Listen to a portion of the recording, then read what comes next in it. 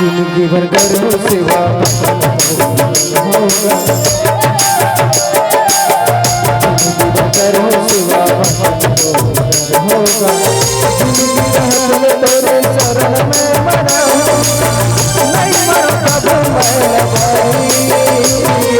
आजा आजा आजा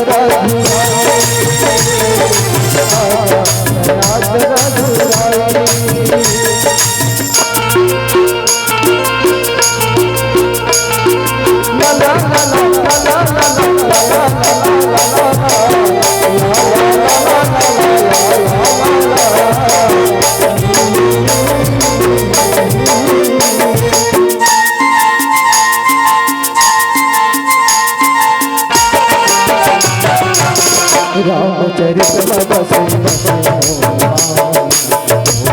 अक्षर के नाम अमर तरी कहानीगा, नहीं करता मैं बुराई, नहीं करता मैं बुराई। आजा आजा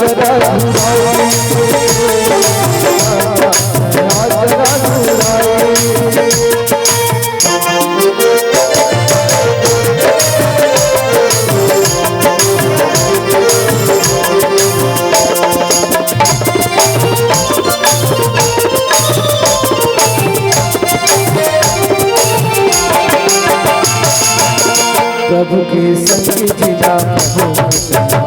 है, प्रभु के संग जिला प्रभु मरना है, सपना पूरा करना है, करना प्रभु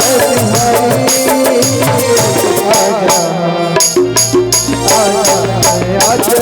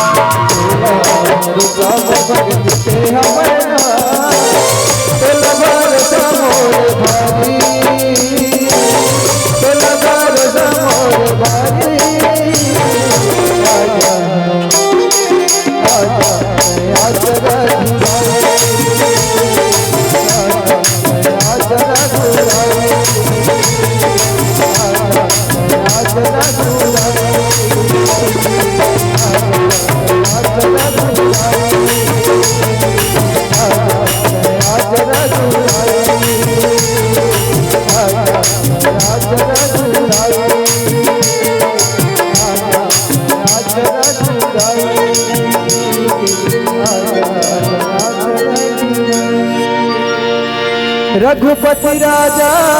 राम चंद्र शंकर